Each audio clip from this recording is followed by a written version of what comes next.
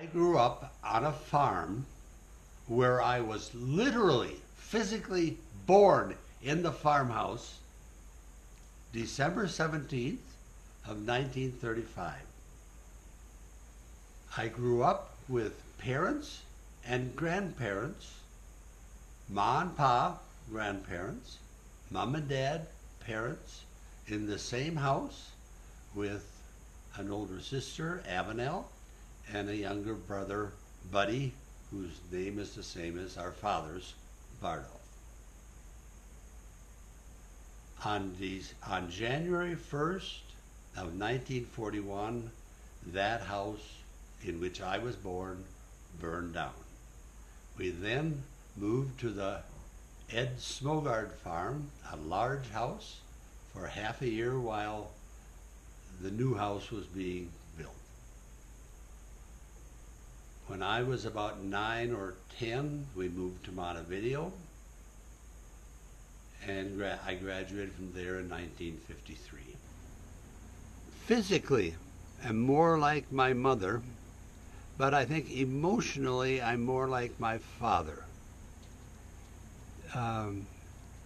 Once when I was at a pastor's seminar of some kind, we were asked to draw a picture of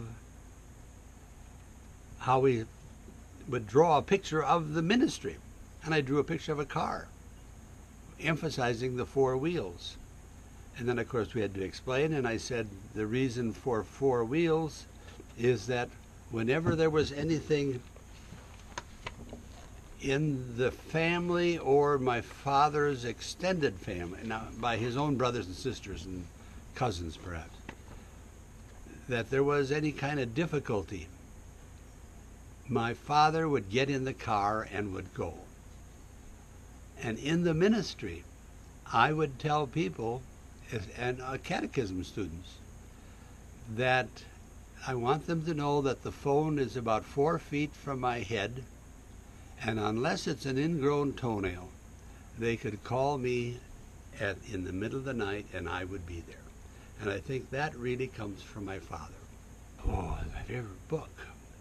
Well, it would have to be a series of books. Now, one has to, it would be a shame to be in the ministry or to have been in the ministry and not say the Bible. Besides, it was curiosity with the Bible that got me into the ministry, I'm sure. I would say that today, any favorite book is going to deal with a man by the name of Dietrich Bonhoeffer, who was part of the major circle of resistance to Hitler and Nazism that very few people know about. Because they know about a man by the name of Stauffenberg, who on July 20th of 1944 tried to unsuccessfully blow up Adolf Hitler and some of his henchmen. But my library is built around the life and times and ministry of Dietrich Bonhoeffer, who was a courier, a messenger boy between the resistance group of what today we would call the CIA in the United States, and in Germany in that time in the military was called the Abwehr, and he would be a courier between that resistance group and people in Sweden, in Switzerland, in England. That would be the main one. But his whole family was really part of resistance. So anything having to do with Dietrich Bonhoeffer. What I would do with $1 million is reside this house. I would first of all put a house wrap on it, and then have somebody else come and reside the house. Oh boy, I'm not a highly awarded fellow.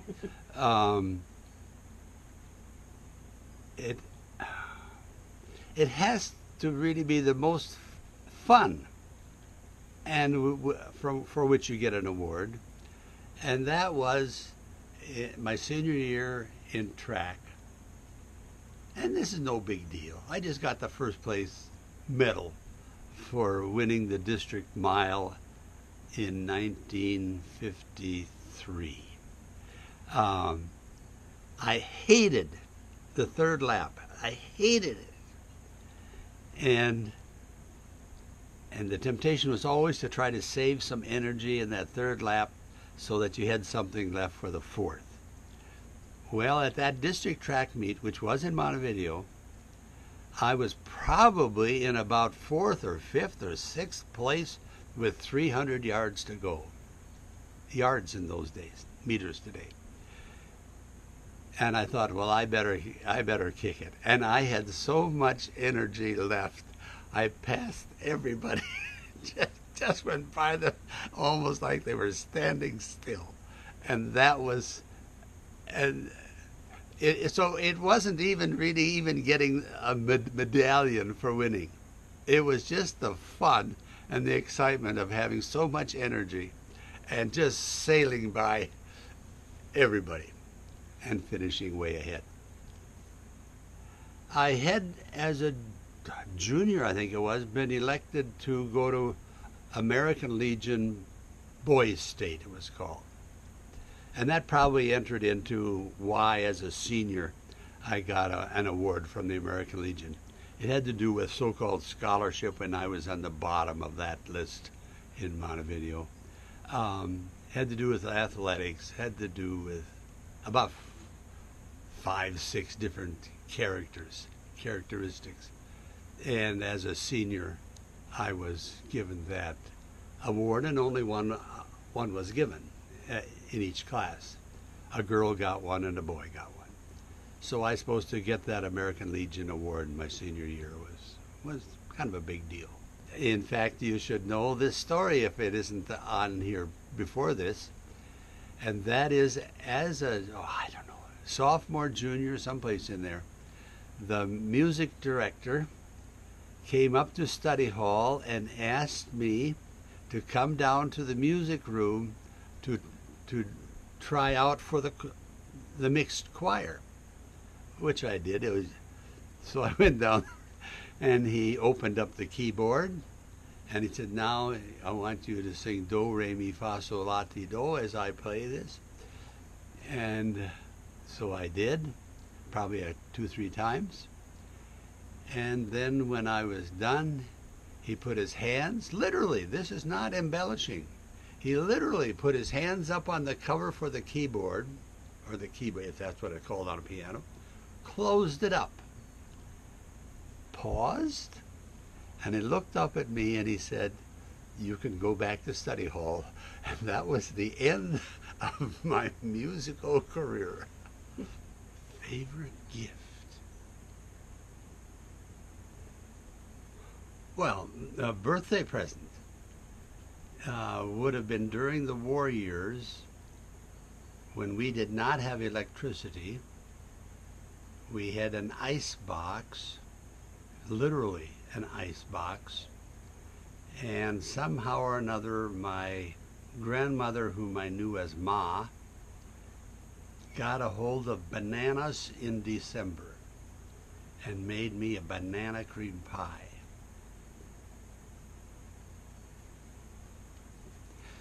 That's probably the best present I ever got. I may have told before about my favorite radio show on Saturday mornings, Let's Pretend. And I would usually be dusting furniture in the living room. And I'd sit in front of that radio, and it probably took me a half an hour to dust it. It was kind of intricate with, curly cues and stuff on it. And sponsored by Cream of Wheat. Would you like to hear the song? Cream of wheat is so good to eat, and we have it every day. Sing this song, it will make you strong, it will make you shout hooray. It's good for growing babies and children too to eat. For all the family's breakfast, you can't beat cream of wheat. Well, I remember a radio show that had the song, "Tell me the stories of long, long ago, long, long ago." And one that I remember more than any other was a soldier who had gone off to war. This would have been during World War II, I'm sure. And came and was killed in the war and was brought back home to be buried. I'm going to cry.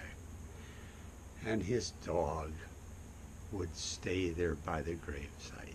That was the story of this. Oh, I remember that story so much. There was another one on Saturday mornings about Borden's calf. Borden, The commercial, yeah, Borden the, something. and they would have some big guy lift it every Saturday morning, and then it was to see how big that calf could get for Borden's when he could no longer lift it. Now we'd listen to that on the radio. That was not on TV. Oh, television. When I was in high school, there were, I remember I graduated in 1953 in Montevideo. There were some people who had television, and they would, and any of the young kids in that family would say, well, come on over. And we'd look at a snowstorm, and once in a while somebody would say, yeah, I can see somebody moving in there.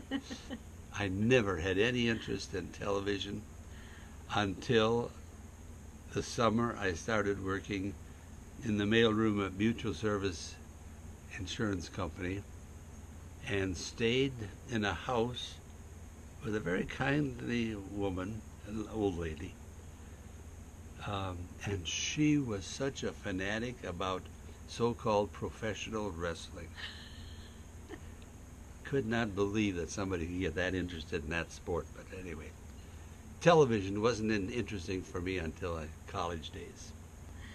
We always had a phone. We had the radio. And I remember, I don't know how old I was. I wish I knew how old I was when we first got television. But I can remember the foggy, fuzzy picture and TV going off about 11 o'clock at night with the test pattern. And we just, it was nothing on then until morning, if we were lucky to have the TV at all. Listened to the radio a lot more, I guess. Grandpa and Grandma Marlowe were very, very, very special to us, and luckily they lived in Mankato, so we saw them a lot. Spent a lot of time with them. I got along pretty well with my own parents. I remember when Shranks were living next door to us, my mom's sister, Beulah, it seemed like there were times that I would maybe talk to her, confide in her, that I didn't with my own mom. And maybe my cousin Barb did the same with my mom. I don't know. Aunt Belva, their sister, was a fun person to have around. She wasn't around that much. She lived in St. Louis and then Louisiana. But she would come and visit too. And I didn't see my dad's relatives all that much, but I had cousins there on that side that I played with and got along with. My cousin Barb and I grew up next door to each other. She was 3 years younger than I, so we were close friends, closer than cousins, I guess, all those years. They moved away. They moved out of town when I graduated from high school that summer. So she was around next door most of the time that I was growing up. Well, when you ask about honors or awards, I did, I was in the National Honor Society in high school. I was in Job's Daughters, which was a Masonic, the girls' Masonic organization, and I was, quotes, the honored queen. That was the title of the top person. And in college, I did make it to cum laude to graduate. And those probably for honors, for things like that, would probably be the biggest. I get the most pleasure now lately from having enough energy to do anything. It's not just the heat, it's I can really tell I'm slowing down. And just like to have more energy. We do enjoy getting to the pool for exercise, and that doesn't bother me, but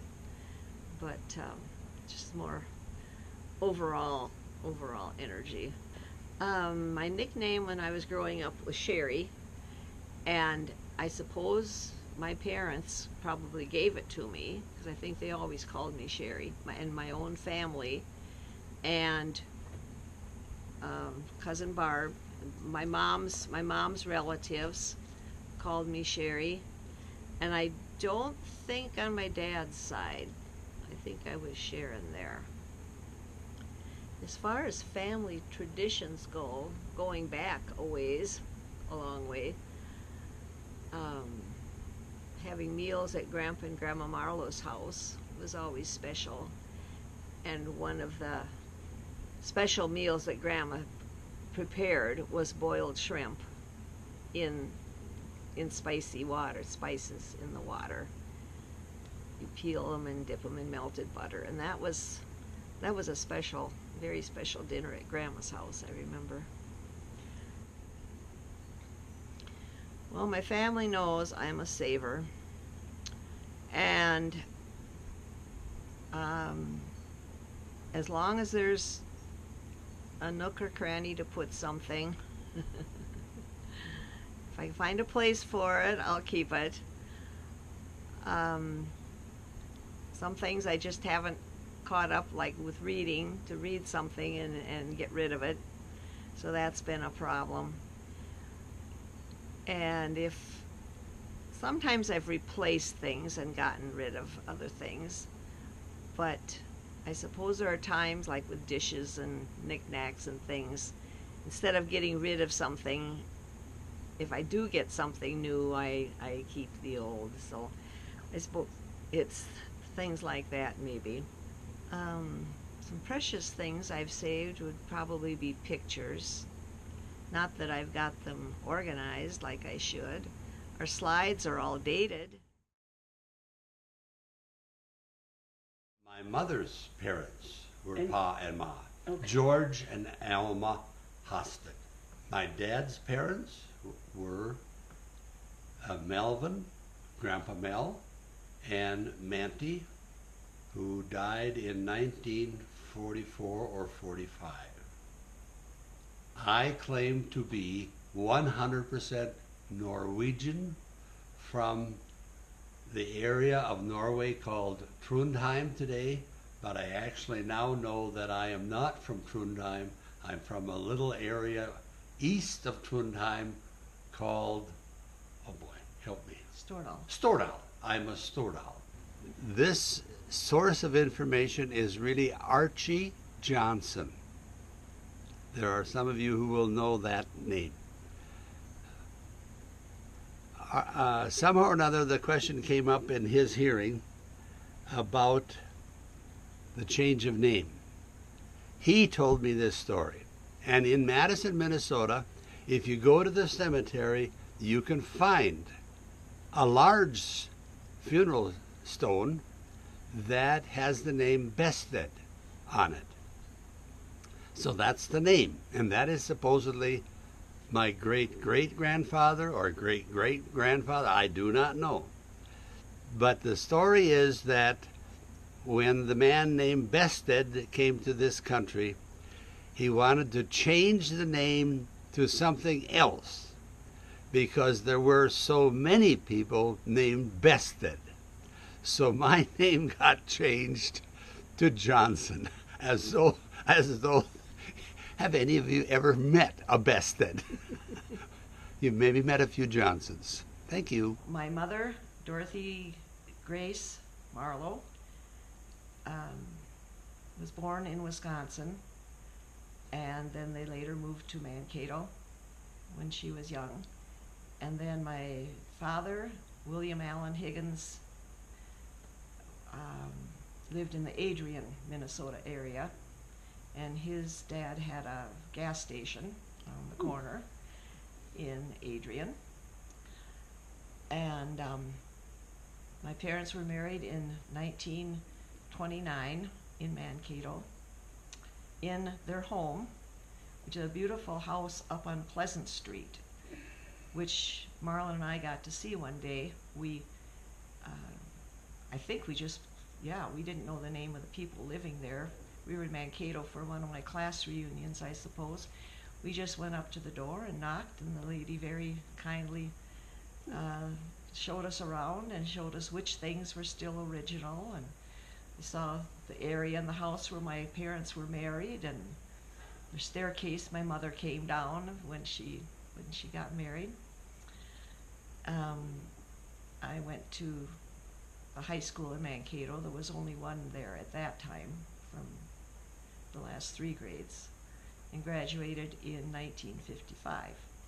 My mother's parents, Ursula Salis and John Clement Marlowe, lived in Mankato all my life, and so we were with Grandpa and Grandma Marlowe a lot. And Grandma's parents came from Switzerland. In fact, the parents of both of my grandmothers are of German-Swiss descent.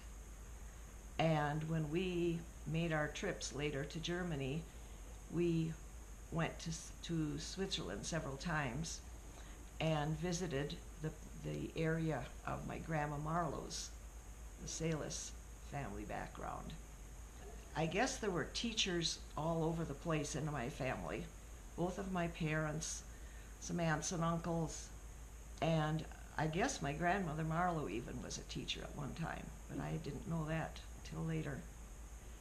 Grandpa Marlowe started out in Wisconsin and then later Minnesota.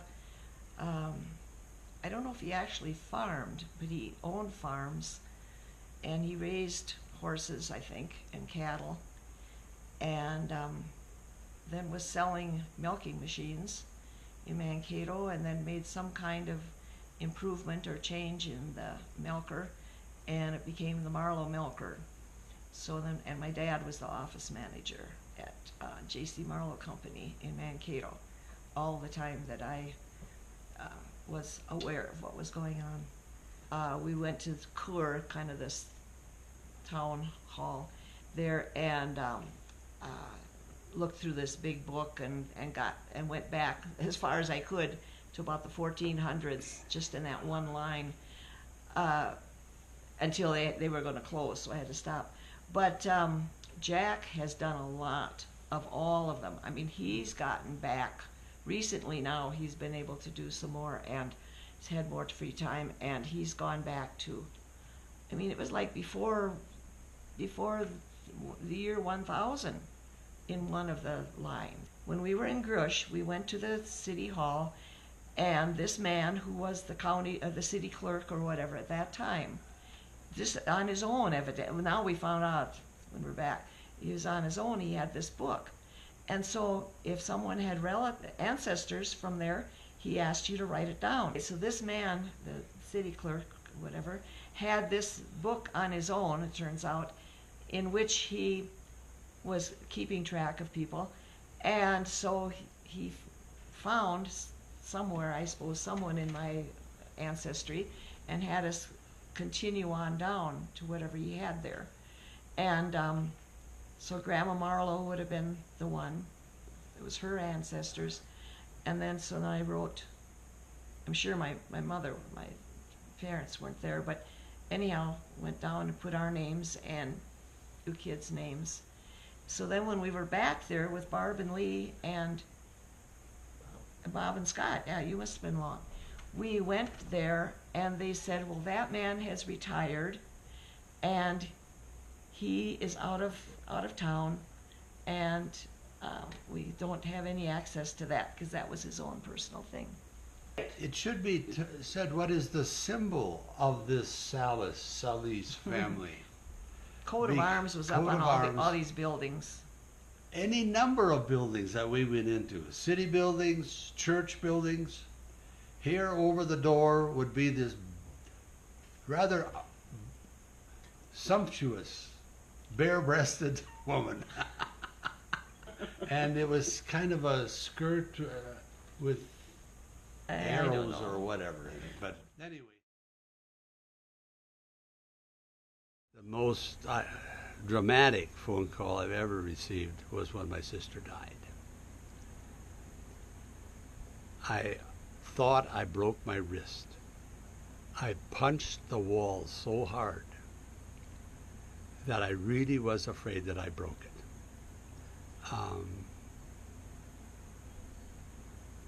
Yeah, that, by far, that was the toughest phone call. When it came time to choose baptismal sponsors for Julie, we thought about our very, very good friends, Paul and Betty Peterson from the first parish. By this time, we had moved on to the second parish at Ruthven, Iowa. And we were close with Paul and Betty and continued relationship with them and decided to ask them to be Julie's baptismal sponsors. They were very honored and were excellent, very loving, caring people, and treated Julie very well all her life and remained very close friends of ours. Unfortunately, they have both died now. Paul within the last year, and Betty just a few years before, and we all miss them terribly. Well, I can barely remember names of friends in elementary grades and junior high, but when Herb Steenson moved to Montevideo from Clarkfield area, he became my number one high school buddy for sophomore, junior, senior years, I think it was. I had some girlfriends in North Mankato. Some of them came and went. Ruth Weber was a good friend from way back. Janice Hoffman, who became my best friend in high school and college. We roomed together 1 year in college. I recently learned that we were up a few years in grades before she moved to North Mankato. I didn't remember just when she came. And Patty Turpin came for a few years and left. She was another good friend. And I guess just all the North Mankato girls got to be pretty good friends.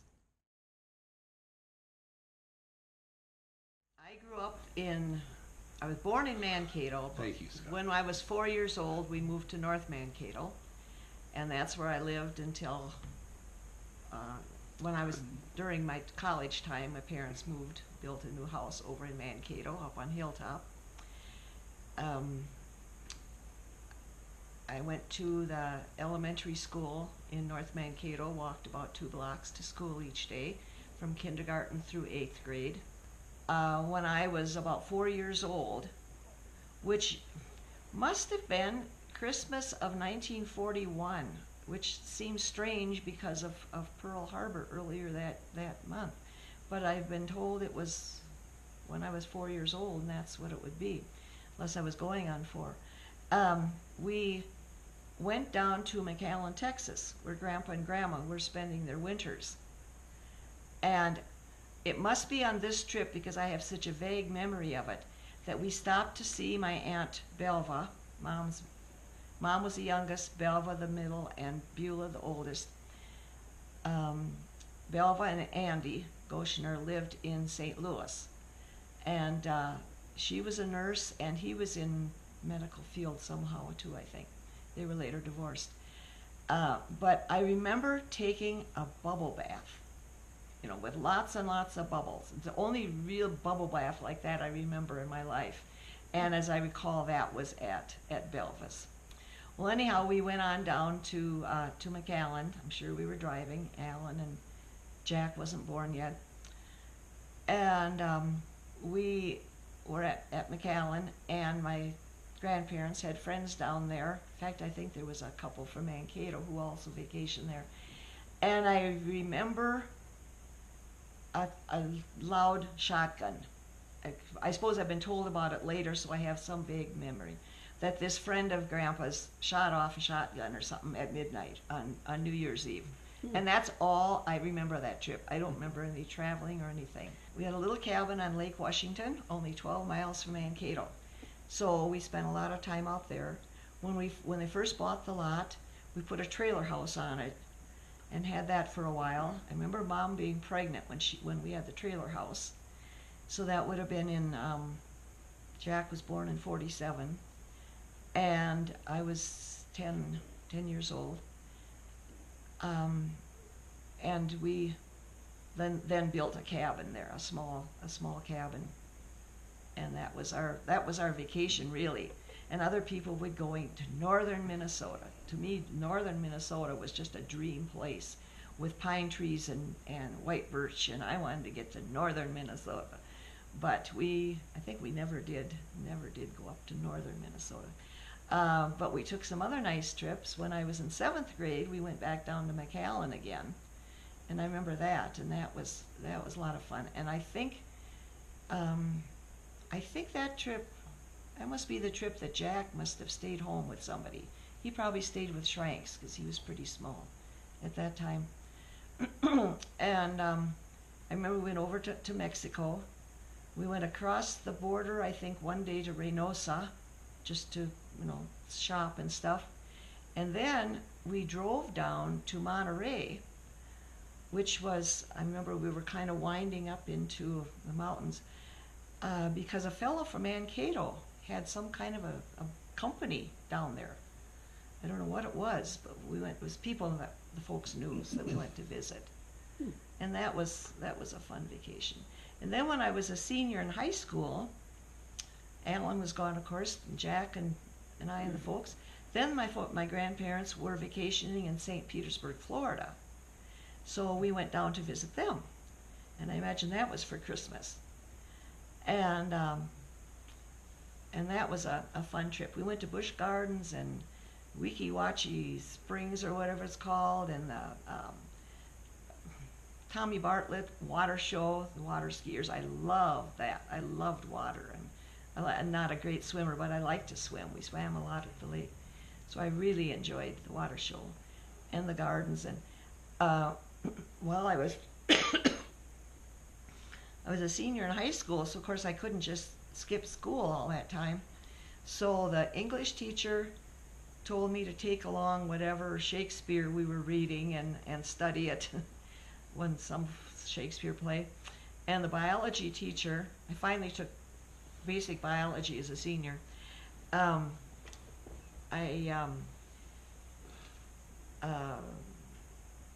biology teacher told me to work on my leaf collection, because we had to have a leaf collection. And so I was gathering all these leaves, these exotic leaves. I remember Grandpa sneaking a leaf off some plant, in a garden that you weren't supposed to touch. And I'd bring them back, and he'd say, well, I don't know what these are. These aren't tree leaves that I thought you'd get. But that was a fun trip. 41, I would have only been 4 years old when the war started. But then 4. But then I remember when I was in school that we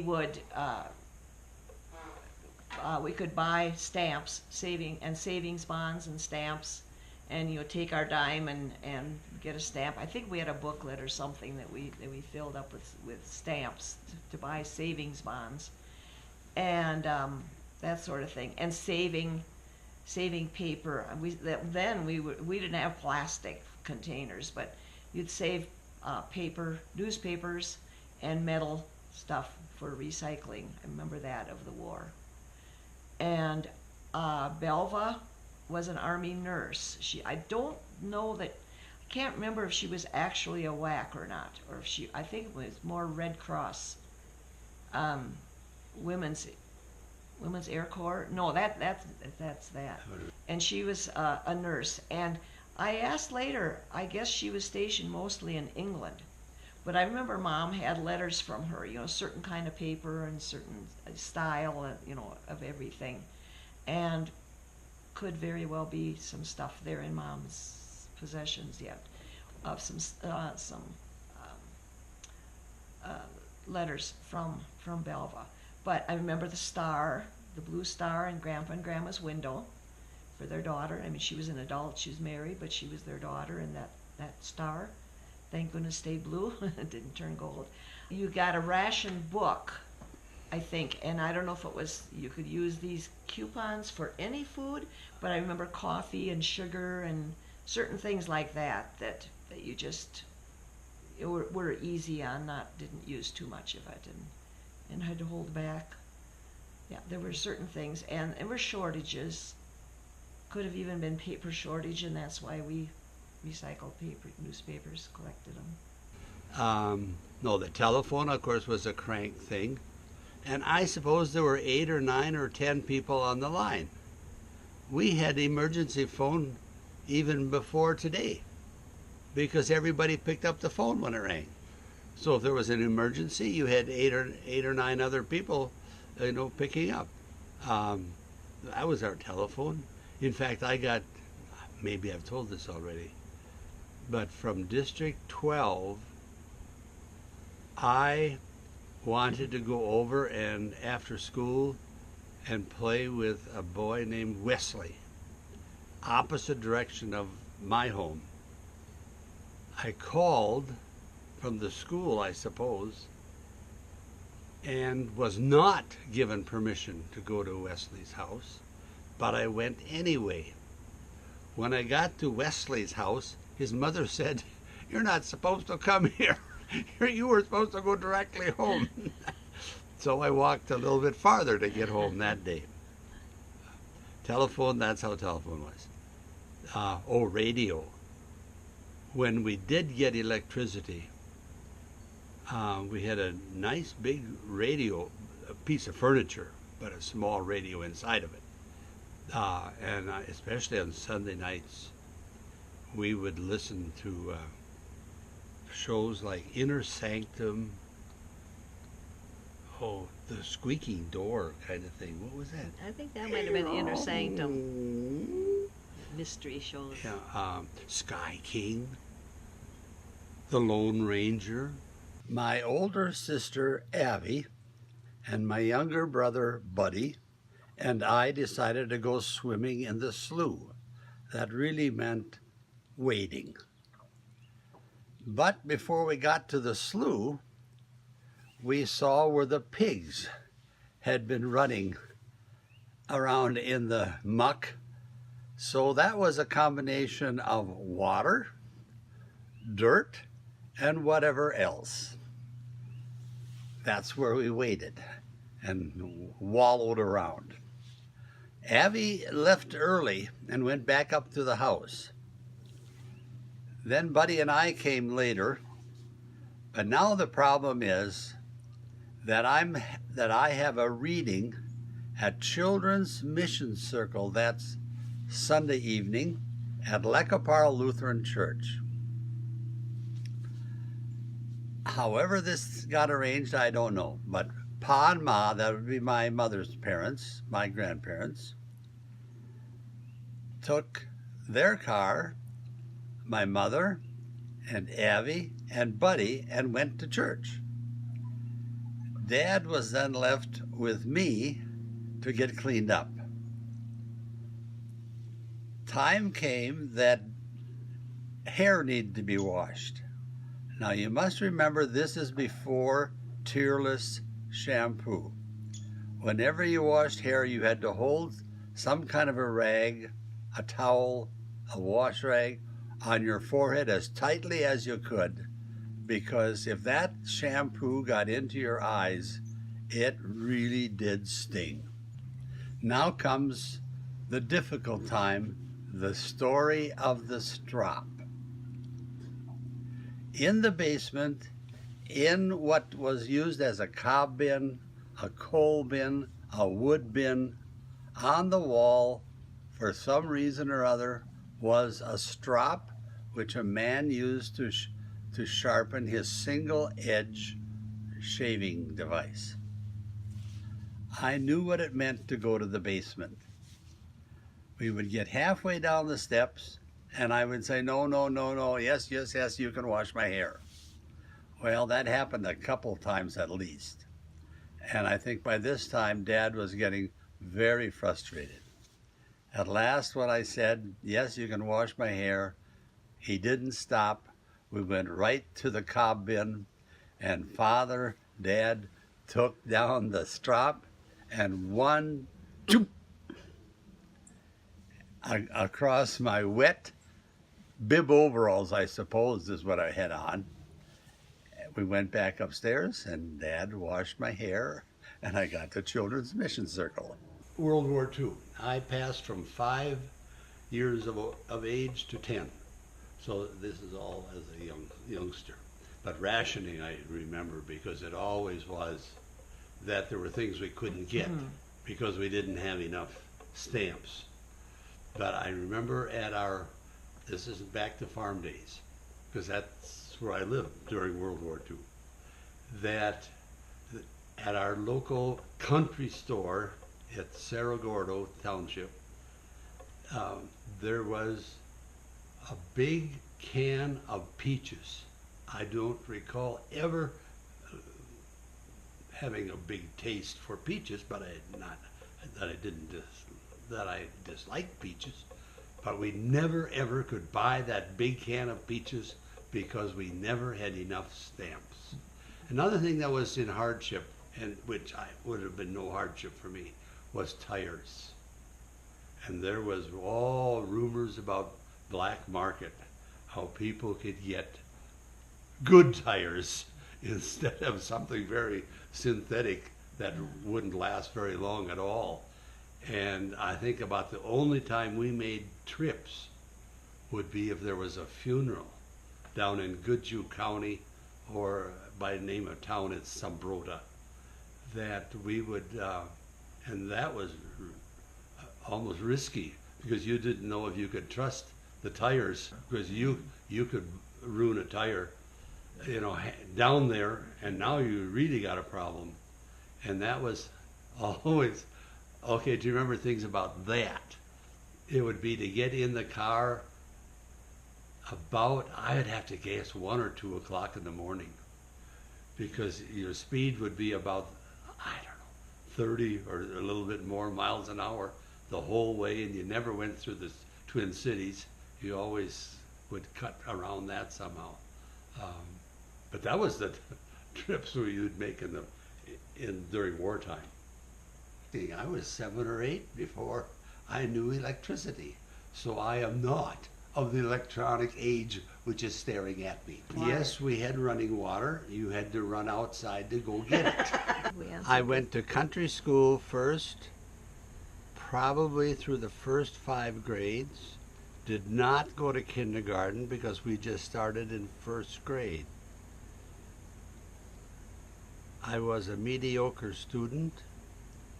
In my 3rd grade, and if I went and got the report card, I could tell you for certain, in spelling I got an F in the first 6 weeks.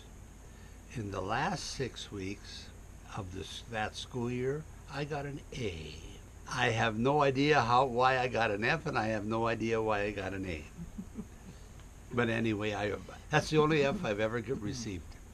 I suppose a favorite subject of academic kind would have been math. Of any kind, anything having to do with the gymnasium and playing would have been my favorite. My favorite subject probably was English. I did okay in math too. I remember somewhere along the way not caring that much for social studies and history. Geography, better than history. I went to elementary school in North Mankato, where we lived, walked to school about 2.5 blocks. Actually, it was kindergarten through 8th grade in that building. And we switched classes in 7th and 8th grade, had several different teachers for the different classes. And I was a good student, I guess you'd say. Not outstanding, but a good student. I don't recall thinking too much about what I wanted to be when I grew up. I suppose teaching was always in the background. There were so many teachers in our family. In 9th grade, we took an aptitude test, and it said I would be a good secretary. So my sophomore year, I took typing and didn't like it and switched, canceled all the other business classes and ended up, I wanted something kind of inclusive, and I thought elementary teaching would be it, so that's what I ended up going for. We didn't have learning to drive in high school, we didn't have the extensive instruction they do now. I don't recall having classroom instruction at all at that time back in the 50s. We took behind the wheel training, and I suppose studied the book, but my parents, I would practice driving with my parents. It was just a few miles out to Lake Washington, and I remember sometimes when we got off the highway that they would let me drive along the county road or whatever it was, township road, to heading to the lake to get some practice. But I don't remember that much about learning the practicing of it. But then eventually we had behind the wheel instruction with the teacher, and then took our test. We moved to Montevideo when I was 9.5. I would guess that 2 summers before that, I was already driving a tractor out in the field with a drag behind. I could not drive the tractor in the field with the disc behind, because the disc was considered to be dangerous if you would have gone underneath it. Like a drag wouldn't turn you into mincemeat. There were 2 rules. One, don't turn too sharp, because you could cause the rods that went out to the end of the drag to get caught by the tire, and you could bring the drag up all around the tractor. The second rule was don't let the drag catch the fence at the end of the field, because that would, of course, tear the fence out. There was a third rule. If the badger was out in the field, don't ever get off the tractor. Now remember, at the oldest, I'm about 8 when I'm driving the tractor. Another thing you learned is that you wanted to drive the tractor when you were going against the wind, because the dust blew away from you. If you were driving with the wind, the dust just stayed with you. We did not have cabs in those days. We did not have air conditioning or heaters on the tractor. I used to kind of feel cheated that I didn't get to, babysit for other people, and maybe, not that the kids did other stuff that much outside the home, but my babysitting was with Jack, which was fine, and my parents made up for it then in helping me with the expenses and so on. The summer, one summer I remember I got a little bit of work at the Marlowe Company, working with the secretary, and I was something with addresses, whether I was handwriting addresses on envelopes or typing and something or other. Anyhow, I helped that lady some at Marlowe. And then my last, I don't know what I earned, I have no idea what that was. But then the summer after my senior year, when I did need some spending money, my parents paid my tuition, room, and board at college, and which, as I recall, my first year was a total of $1,200. Well, when you were talking about jobs, it should be mentioned that 2 summers during high school, I worked on a farm owned by Ellsworth Smogard, and incidentally, that farm is only about half a mile from where I was born. And I give you one story out of it, which is a rather humorous story. Just say who Ellsworth was. Ellsworth would be Your mother's first cousin. thank you. Yeah. Yeah. Sharon is much better at these things. Well, one Saturday morning, now I must add, my regard for Ellsworth Smogard is huge. He was, while he was still alive, my historical reference point. Well, this one Saturday morning, and there were 2 summers I worked for Ellsworth. One Saturday morning, Ellsworth needed to go to town, and it was raining, so there was no much work to do outside. He gave me the job of cleaning the barn. Cleaning the barn means putting natural fertilizer from cows into an overhead bucket and pushing it out to the pile of natural fertilizer in the rain, in about a foot of muck. He gave me a pair of knee-high boots, which were really too big. But I needed something, because you couldn't go out there in your tennis shoes. And I was pushing this bucket out to that pile, and all of a sudden my feet felt wet and cold.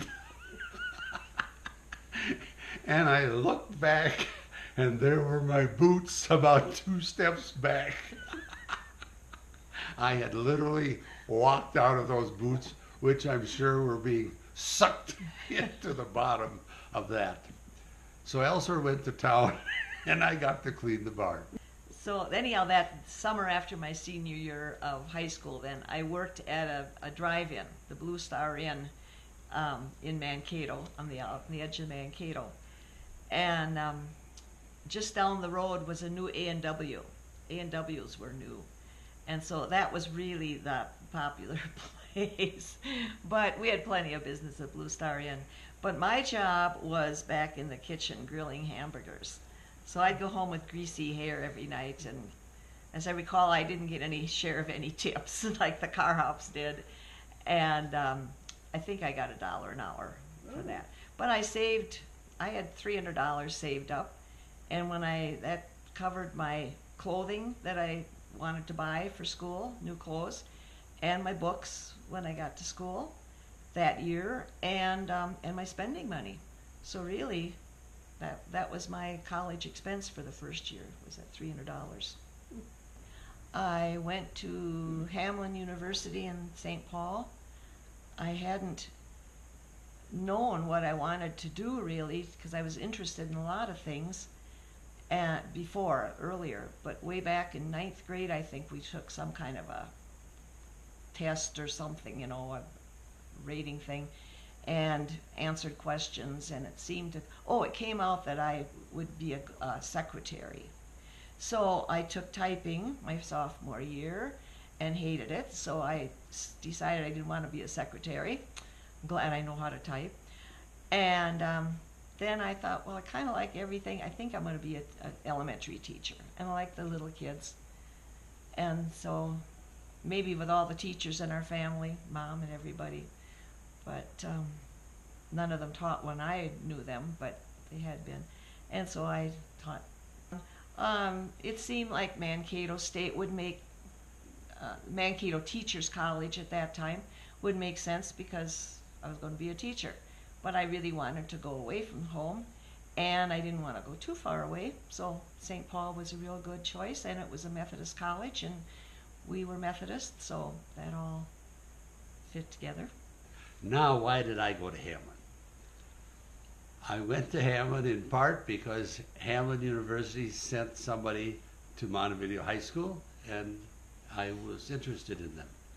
But my father was an insurance agent for a company called Mutual Service, which was located in the Midway district of Minneapolis-St. Paul. It was either to go to Hamlin or to McAllister, because I could get a job part-time during the school year and full-time during the summer at the office of that insurance company.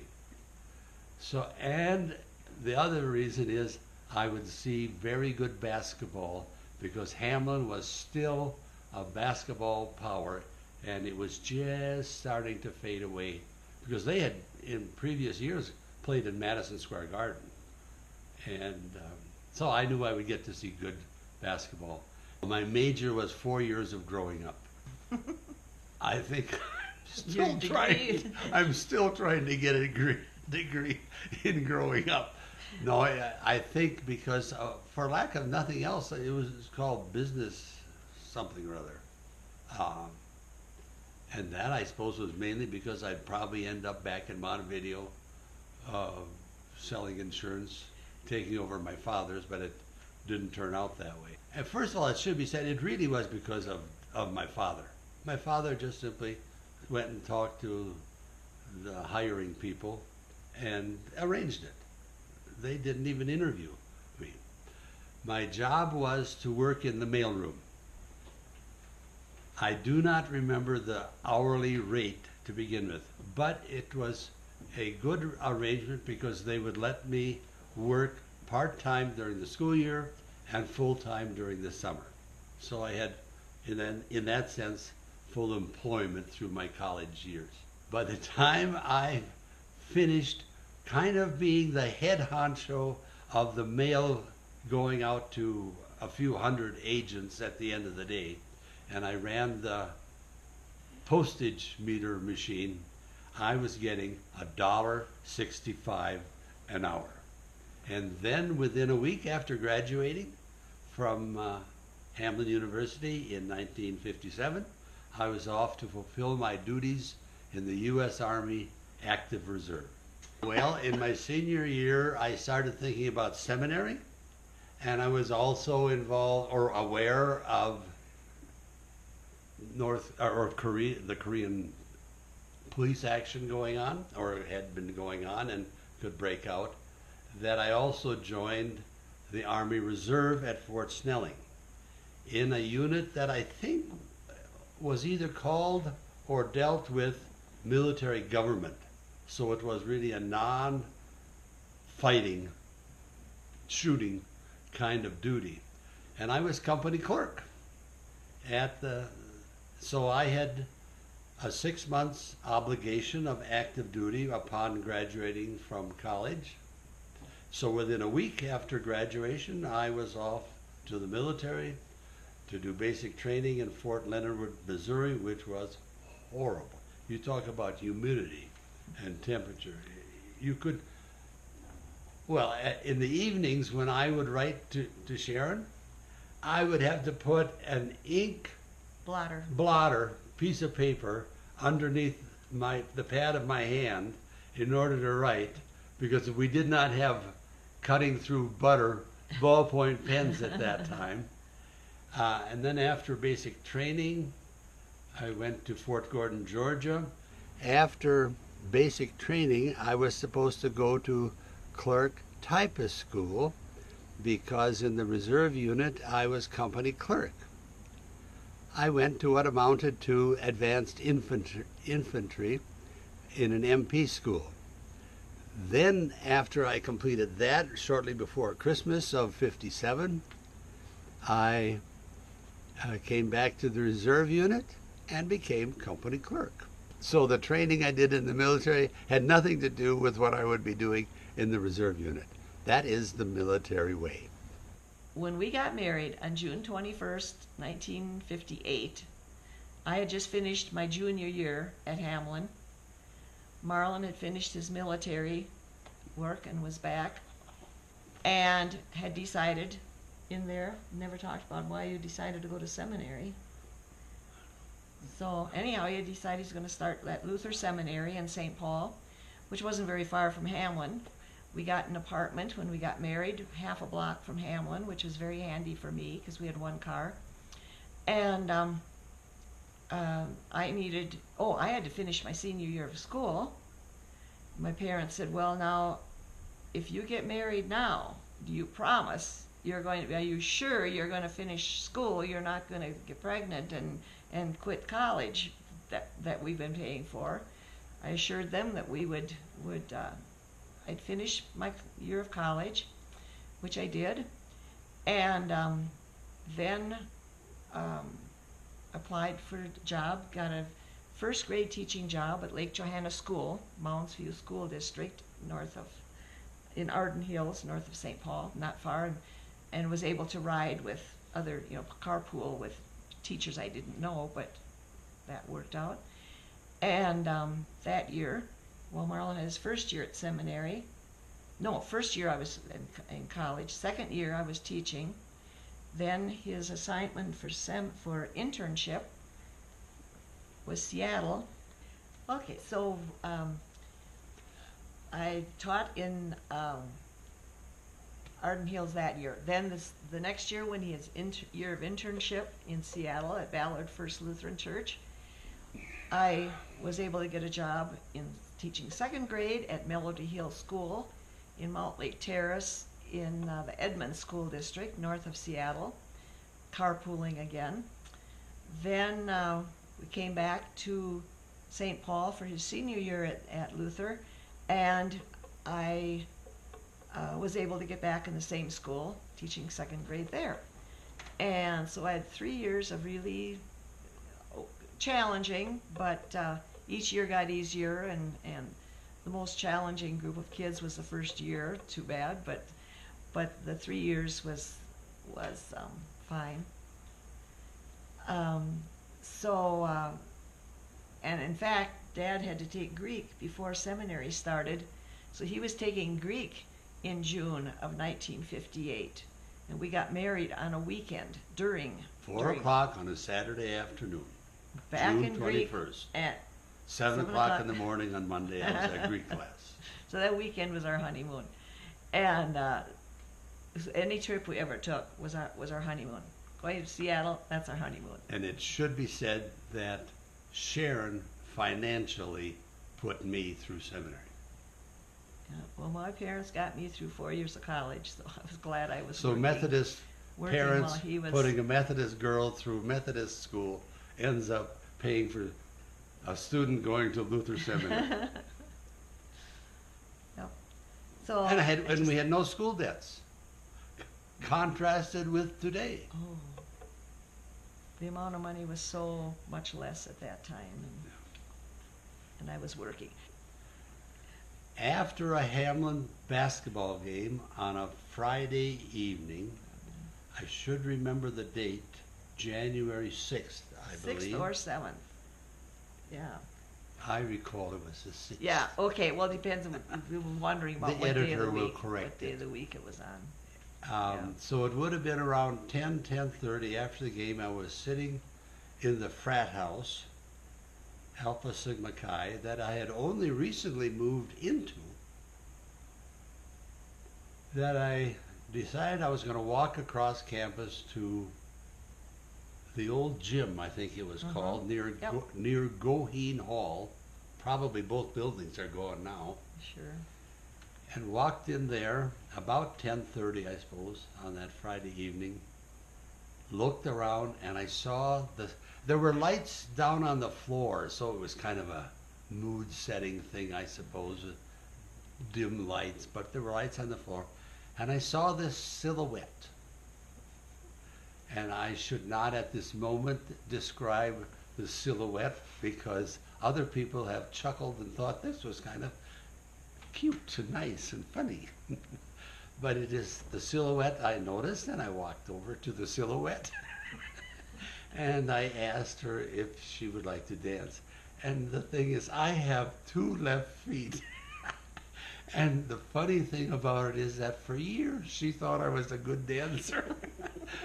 But some of us do those things out of desperation. So that's how we met. And then after I apologized for the first date, both Mom and I, Sharon and I, wanted to have children. And whatever it's worth to anybody, there is a certain amount of trying. And trying, and I don't mean to be clever and cute about this, but that also led to crying. Because once a month, Sharon would tell me she's not pregnant. And she was very sad, and I was also sad. But after a while, we then decided to go the route of adoption through Lutheran Social Service of Iowa. And Scott and Julie eventually came into our family. So we have been much blessed by both children, not one more than the other. So we had those 3 years. Careful, careful, careful. I've got to work 3 years. No babies yet. So then, after, probably during that last year, it was okay to start. So then we started hoping to get pregnant. Yeah. Hoping to get pregnant. Words are now difficult to use. Yeah, hoping doesn't work. Trying. So that was that during that last year, probably the last half of the last year I taught. So that year, and then when we went down to Jubilee, Dad graduated in '62 from seminary. His first call then down at Zion Lutheran Church Jubilee, southeast of Waterloo. Address was LaPorte City. And so we had that year of hoping to get pregnant, and the next year of hoping to get pregnant, and then finally decided to check with Lutheran Social Service in Waterloo. And Leonard Larson was a peach of a guy. He's still alive. We still correspond at Christmas down near Des Moines. Leonard Larson was our caseworker. Yeah. He wasn't just a caseworker. He ends up being head of Lutheran Social Service in Iowa for some I think years. he was the head, maybe the head one of that office when we were there. But anyhow, he was very, man. very nice and took us through the whole process. And I suppose we had to go through, testing and so on. And Yes, and, you don't want to get into the subject of testing. things to find out if there's any reason, and they couldn't find any reason why I wasn't getting pregnant. But Lutheran Social Service still, after 3 years of trying, they were willing to. And at that time, And I passed the test too. So there. it wasn't his fault. See, the implication is if there's nothing wrong there, there's got to be wrong someplace Yeah, else. and that's Okay. that's what- Hello. yeah. So, Let's get to the first Christmas. so then he and then did all the processing. We each had an interview privately with someone. I don't even remember what kind of questions they asked now. I remember one. Do you have any objection to red hair? And I said, Yeah. I'm not a red color person. But that's the only question Well, I remember.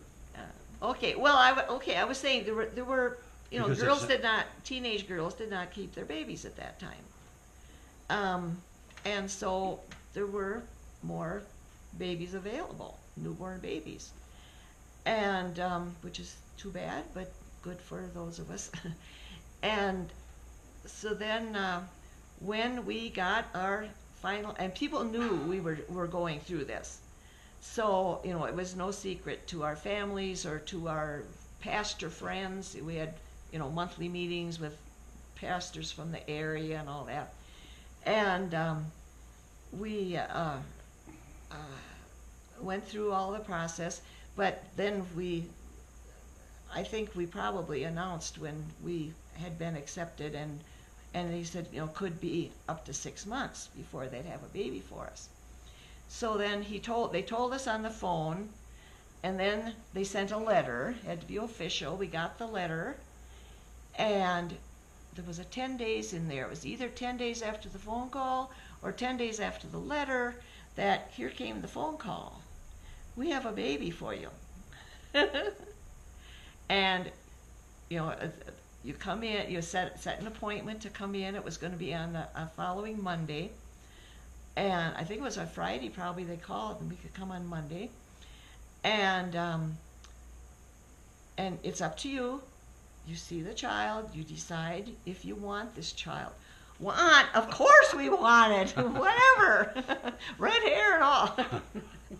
So. Well, I'm glad he didn't have red hair. Well, my brothers had red hair. Yes. So. Anyhow, so then we thought, well, we gotta get stuff. We have no clothes, we have no furniture, we have nothing here. But my mother was storing Alan and Dawn's stuff. They had a crib and all this stuff, and clothes from Bill and Heidi, and Abby had left her stuff in Monty for us, and to come and get that stuff, and that's the crib that ended up at the lake, I guess, and we picked up Alan and Dawn's, and I suppose took home with us. So we, after church Sunday, drove up to Montevideo, loaded the car with stuff from there, then to Mankato, and loaded stuff there that the folks had.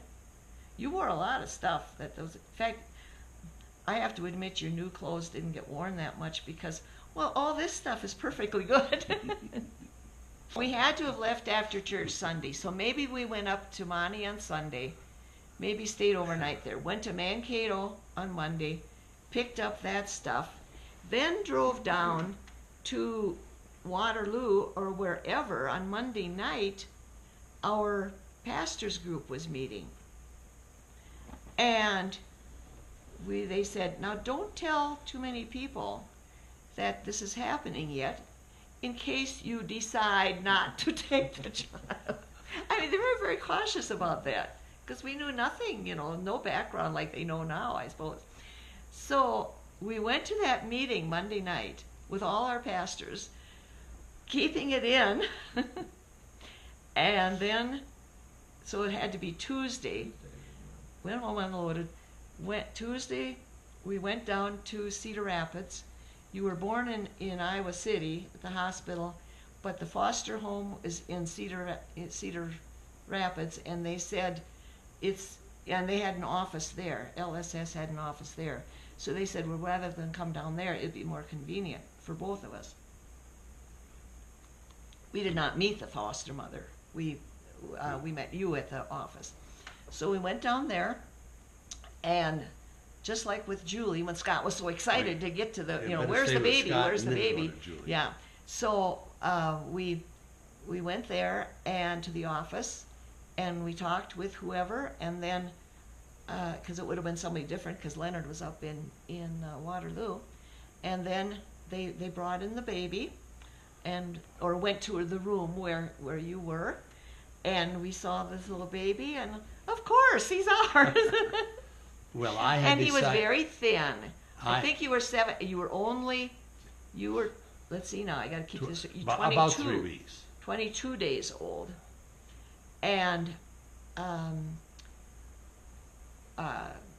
you were. I think you were 7 pounds when you were born, and had lost a little weight, but I think we're back up to 7 pounds. So you had no extra fat on you. Your face was kind of thin, and but I will not describe what Yeah. you're now telling. but But I anyhow, want you to know on camera that I had decided before we got there, whatever, if he was polka dot, he was coming home with us. Yeah, we knew that. So anyhow, so then we brought you home from Cedar Rapids, and we had to pick up formula. They said, now this is what he's been on. They had a sheet written out by the foster mother telling what you were used to, and what your habits were, and I suppose sleep habits, and what formula you were on, and this and that. And I think she had you eating oatmeal already. And when I took you to the doctor, he said, no, we're gonna stop that, just the formula. Oh, what would be my favorite story about Scott? You don't deserve an Could extra child. very well be the day we went to pick up his baby sister, probably.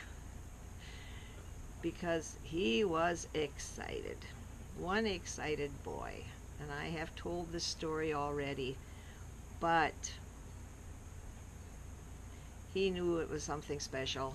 And as we drove down to Des Moines from Ruthven, Iowa, every time we made a stop along the way, he would say, baby, baby. He was just barely 2 years old at that time. Baby here? And no, Scott. Then when we got down to Lutheran Social Service office in Des Moines,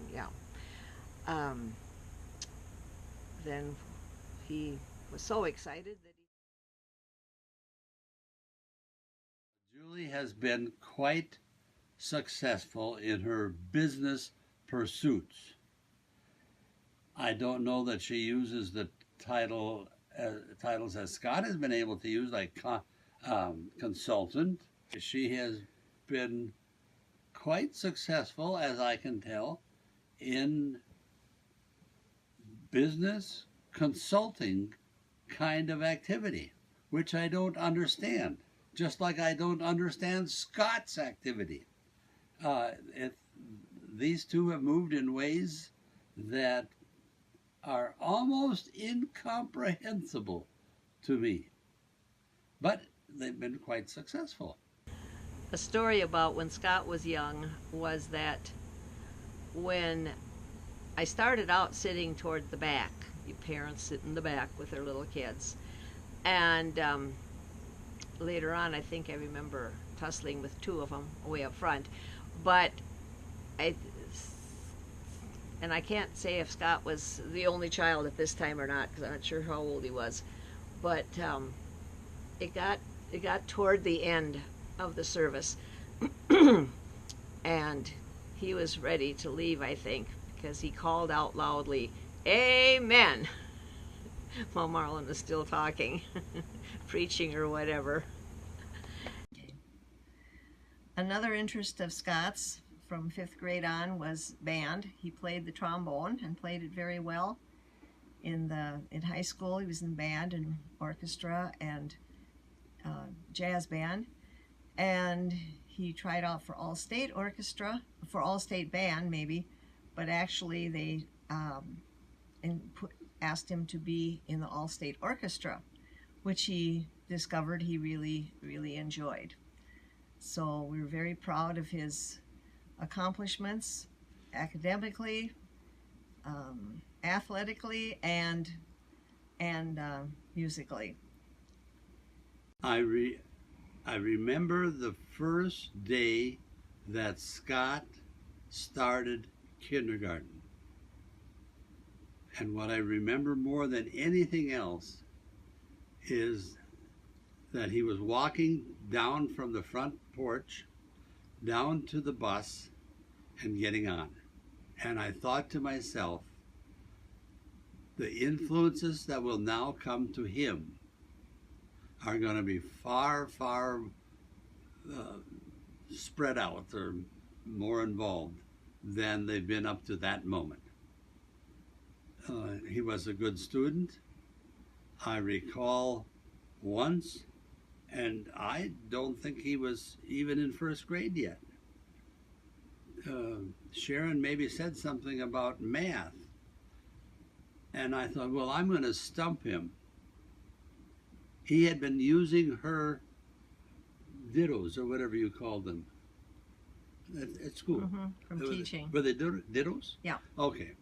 And so I asked him, what is 129 plus 129? And within just a snap of the fingers, he said 258. Is that going to be right? No. Yes. Yeah. That's right. And I said, well, how did you do that? He said, I added 130 and 130 and took 2 away. He wasn't even in 1st grade yet. So he was a good student. Then he was very good, obviously, with academics. He got to be a pretty good athlete. I remember once, probably in 5th or 6th grade, we took him to a wrestling meet in Worthington, I think it was, and we didn't pay any attention to his weight, and lo and behold, he is put up against about an 8th grader who is at least 2 years older, but who obviously had watched his weight to keep it down, and Scott literally got beat up. And when he was done, he went down a far hallway and, to say the least, was very blue because he really got beat up. So that was really probably one of the blackest days I remember of him being involved in athletics. But in junior high, in Wyndham, they had a basketball squad that really was 2 teams of 5 each. And what they did was press and press and press and press. And I so much wished that when those 10, 12 kids got into high school, that the high school coach would have used the same procedure as those kids had developed in junior high. I think they would have gone farther than they did. But he was a pretty good basketball player. In football, in the West, the conference down there, Southwest Minnesota anyway, I think as a sophomore, Scott led the conference in pass interceptions. And I thought, as a sophomore, he might get named, all conference. But I found out later that the rules were really only juniors and seniors could be named into that. Then came the time that we moved to Cyrus. And it was that he was very pleased about that. He thought it would be fun to play 9-man football. Well, what happened is that the coach tried to make him into a running back, and Scott was not a running back. He should have been a wide receiver. He got his right knee, I think it was, damaged severely, and had to wear a cast for I don't know, a few months anyway, and I think that affected him as a senior running hurdles. He was a good hurdler in high school. In fact, Scott and another fellow named Tim Beck, who got to be good friends, were in at least class 1A, the 2 fastest times in the 300 intermediate hurdles. But the week before the state track meet, Scott, riding a bicycle, fell off of it and separated his shoulder, I think it was. And so at the state track meet as a junior, he didn't have a sling on his separated shoulder, but in effect he did, because he had to carry his arm in that manner. And I don't think I cried, but I know Mother sat there crying. Probably his sister, if she was there, and I think she's nodding she was there, she was crying. And then Scott ended up at NDSU, and lo and behold, almost from the very beginning, he becomes photographer for the NDSU newspaper, which gave him all kinds of opportunities to travel, because NDSU in those days was, as it is today, a powerhouse in then Division II, I suppose, but now Division I. So In football. in football, yes. But he was photographer for other things. Oh, and as a photographer, twice his photograph in 4-H went to the state fair And both years that he had pictures at the state fair, um, he was then awarded, I think they called it a purple ribbon. Mm-hmm. And those two pictures, in each their own year, went on a Kodak tour of the United States. And we have those pictures here in the house. Both are of, no, one is of the beginning, the start of a Yep. hurdle or dash, a dash probably at the state track meet. Hold on. The second picture is of a horse, a mare, and her colt with a lone tree in the background. And the title I given to the picture was Alone Together. So, in fact, if you were to look at pictures that Scott has taken in the north of Lake Tahoe or in that area in Nevada, and I've sent to Scott, I think that he could have ended up being a photographer for National Geographic. So Scott has, and Scott has got his degree in mechanical engineering, and now does things that I really don't even try to understand. He gets to have names like consultant or auditor, having to do, as a mechanical engineer, having to do with medical things, which kind of is amazing. Well, I'll share something about that Scott and his father have in common. Both were elected by their respective schools, high schools, to go to the American Legion program called Boys State. And at least in Montevideo, there was just one, and I think there was just one out of Windham, out of that particular grade. So that both father and son went to Boys State is a common thing for them. Our daughter Julie also Now, at last. has been a joy to us. She was a fun kid, enjoyed taunting Scott with his brick towers and buildings from the time she was probably 2 years old, threatening to destroy his block creations. When she got into school, she was a very friendly girl and had lots of friends. And as she got a little she's older, yawning. she also was interested in music.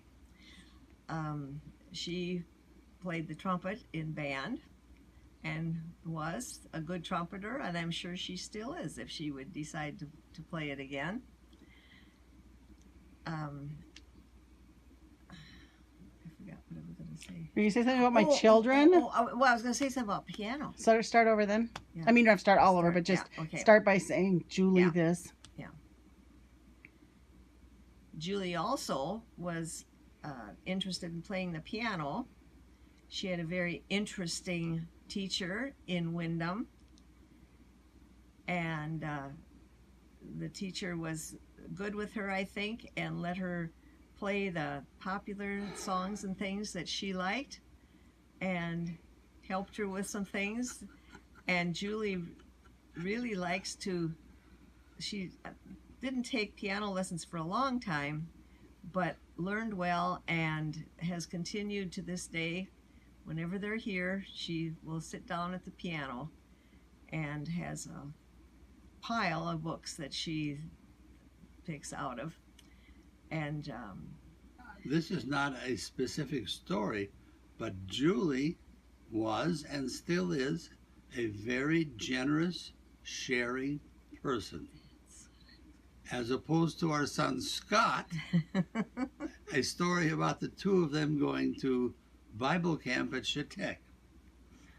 Mother Sharon and I went to a pastor's retreat, I think, out in Colorado, and we gave each of them, when they were in junior high age, I suppose, $7. that they could do whatever they wanted. And we also said to them that whatever they had left of the $7, we would match it. Julie's $7 disappeared. Scott, and in fact, as we then turned to Scott to get that bookkeeping accounting, Julie was laughing hilariously almost because she knew the end of the story before we did. And that is that Scott not only had his $7, but I think it was $8 and some cents. So we then had to match all of that. You mean $8 in addition? I think it was. Addition Yes, to the I $7. think it was the entire $8+ that, and Scott was getting money from the kids who would throw candy wrappers on the ground because there was evidently a charge put on them by anybody who turned them in. So Scott evidently would turn them in and made money at going to Bible camp. Now, Julie was a little bit more sharing in that.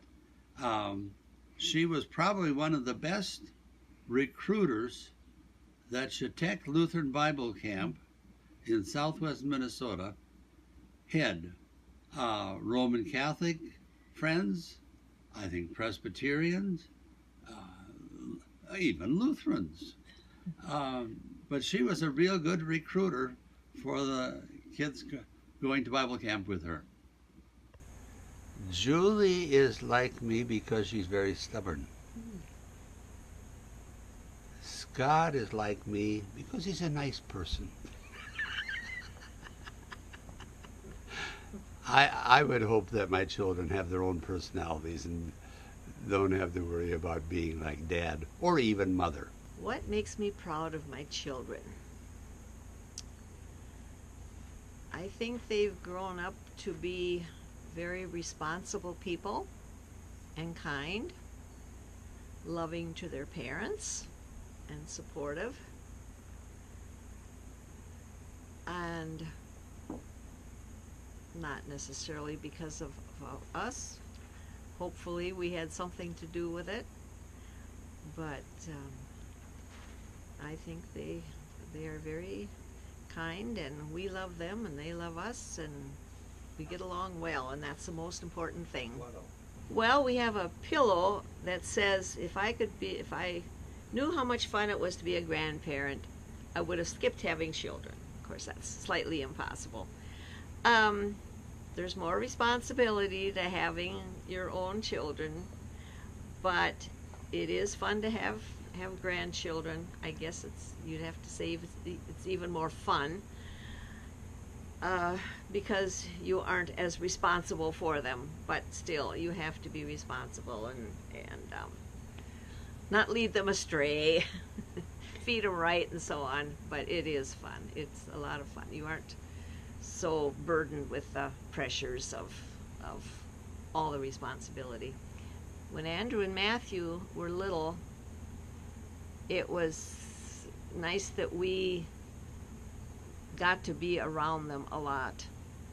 And sometimes Andrew would come and stay with us, especially in Storden, because we took him to lots of high school basketball games and things. And he even knew what town was on the way to whatever, because we went to so many of the little towns around there for especially girls basketball.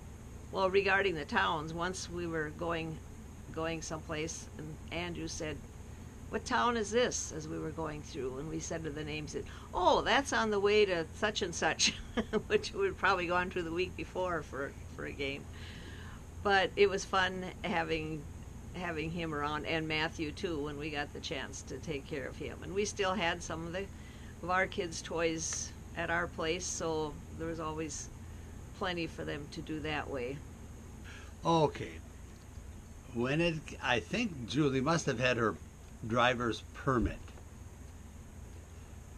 We were living in Cyrus, and to come up to the lake from there was about, I don't know, how many minutes? 20, 30 minutes? Yeah. Yeah, well, but 20, 30 minutes. And she did not want to get in and drive. I just simply insisted that she had to drive, and she did. And I think, except for that tree by the road, everything went all right.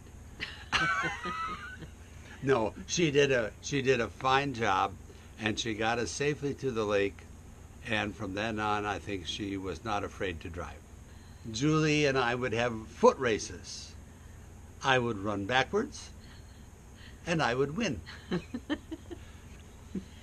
When Scott was young, had to be up to 2 or 3 years old, he was an active baby and child.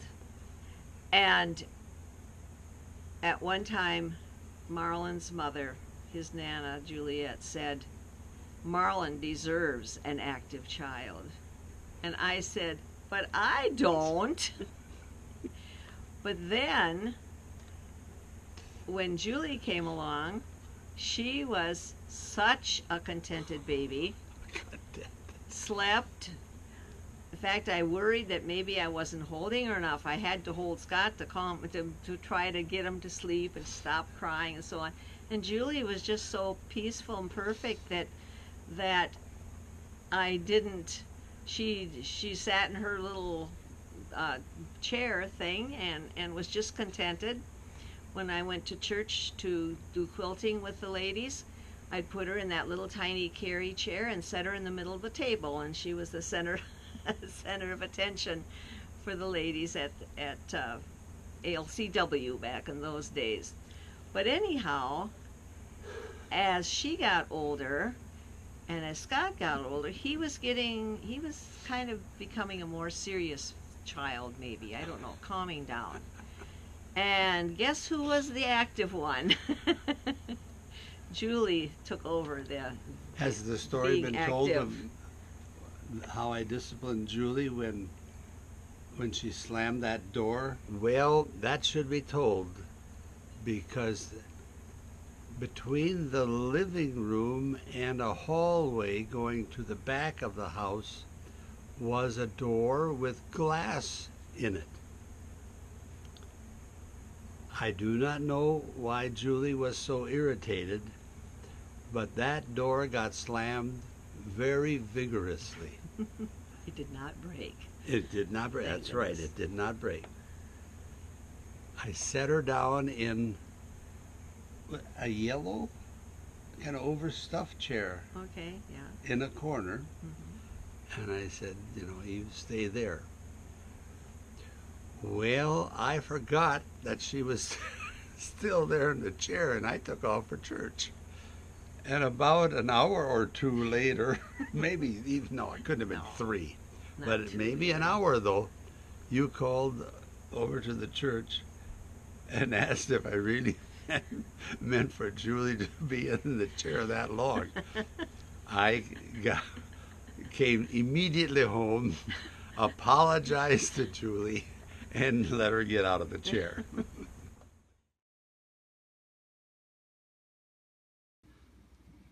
The tours made a kind of circular route around Germany. If one includes northwest Poland as part of that, because that was in Germany in the Bonhoeffer days, or the World War II days. So it started in Berlin. We would go into northwest Poland today, which was Germany in that day. Then we would come across the northern part of Germany, over to the western part of Germany, down the southern part of Germany, ending up really on the eastern part at the Flausenberg concentration camp, where Dietrich Bonhoeffer was executed on April 9th of 1945. Then we would get back to Berlin and the tour ended. the significance of Dietrich Bonhoeffer is different for many different people. For me, it was that here was a pastor who became very much involved from the very beginning in resistance to Adolf Hitler and Nazism. The family itself and Dietrich's father was also an opponent of Adolf Hitler for psychological reasons. So the entire family was anti-Hitler. That prompted all kinds of resistance within the family. In fact, by the end of the war in Europe, 2 sons and 2 sons-in-law are going to be executed by the Nazis. I think the significance of Dietrich Bonhoeffer for me is that a Lutheran pastor who could have stayed within academic circles because of life circumstances became part of the major resistance circle, which was protected by the head of the regular army intelligence agency called the Abwehr. Very few people know about that resistance circle.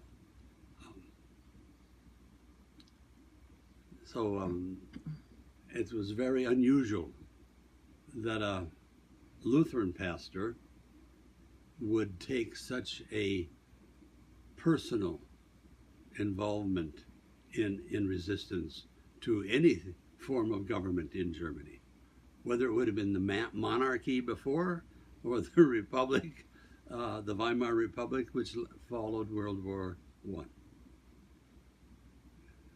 You, as a good Lutheran, you were subservient to the government. In fact, you were a civil servant. Dietrich was a civil servant. Clergy were not separate from that kind of agency. They got their pay as a civil servant. We were able to bring the people with us on our 10 tours to the Betke's home, and they were very gracious. Even when it was as large a group as 14, they made room for us to sit around and visit with them, and they answered questions. And the people were really appreciative of getting to meet relative and close friend of Dietrich Bonhoeffer. Such knowledgeable, kind people. I wish, because of my interest in Dietrich Bonhoeffer, who of course was of German background, that in high school I would have taken German.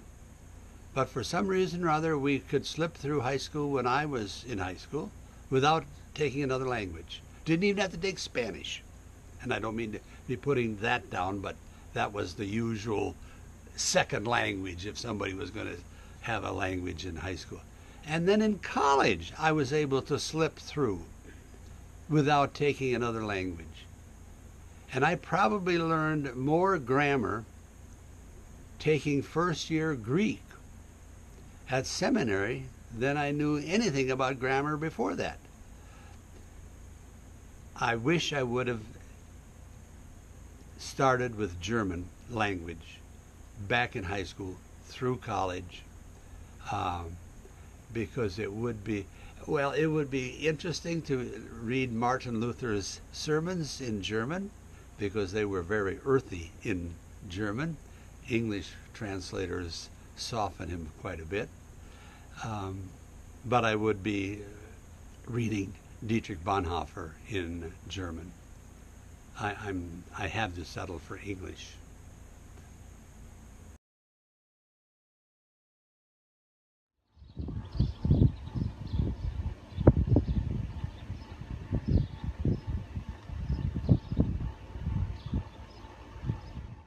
We get up around 6:30 or so, watch the news and have kind of breakfast. On Tuesdays and Thursdays, go to exercise in the swimming pool at Grand Arbor in Alexandria. Eat something in town, do shopping on Tuesdays and Thursdays. Come home and read the mail. a nap. I take a nap. Mother has trouble taking naps. The other days, I do a little cooking and cleaning and laundry and reading, and Marlon does a lot of outdoor work, winter and summer. In the winter, the outdoor is blowing snow off the deck and off the driveway. In the summer, it's keeping the beach clean, mowing the lawn, mowing what we call the triangle, where people will be parking for the 60th wedding anniversary. The beach is nice and clean because I pulled weeds out of the rocks yesterday. The beach this spring was so full of cattails, and they are not easy to pick up. Weeds get raked up, picked up somehow, put onto what we call the bridge, which Julie hopefully has filmed down there by our lake pump. Then they'll sit there for about a day or two while they dry. Then I'll come by with the Massey Ferguson tractor with its platform on the front end hooked up to the front bucket, and then they'll be hauled out into Elliott's Woods, where Bob Elliott has given me permission to dump them. Oh, this year, well, once a week is the usual thing. I try to mow on Wednesdays, and if Wednesday is not a good day, then Thursday, and if Thursday is not a good day, then Friday. But this year I got started on Tuesdays and Mondays even, because it's been growing so fast. It's like we've been getting half an inch of rain a week. It is nice to grow old because the alternative isn't that pleasant. I do enjoy life. I know there's an end to life.